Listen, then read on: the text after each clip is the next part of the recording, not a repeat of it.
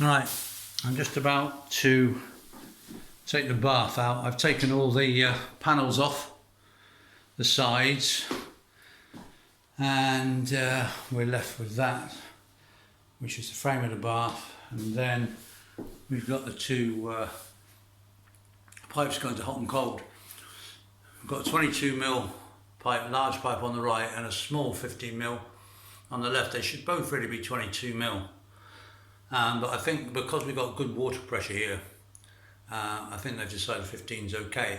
To be honest, I would have thought that they were both 22 when I've been using the bath, because there's good, good water comes out. So I think the 15mm is fine. Anyway, I've turned the water off at the stopcock.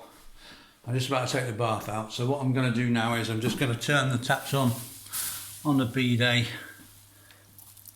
just to get any last bit of water.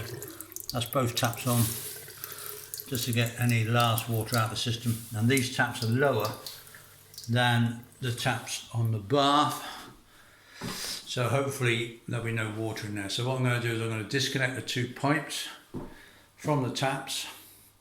Then I'm going to take the bath out, and then take the taps off the bath, and temporarily just screw the taps back on to the pipes, just temporarily to stop any leaks before I can work on it.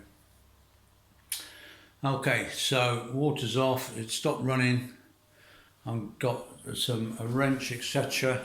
And what we got under here, we got the two, oh dear, you get older, it's no good. What we're going to do is undo these two brass nuts, and then rip the bath out.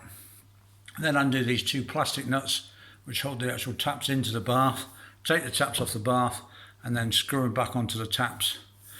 And also this is the waste trap for draining the bath. Obviously going to disconnect that. Note that this being a normal boxed in bath, what people do is they just make a complete mess under here.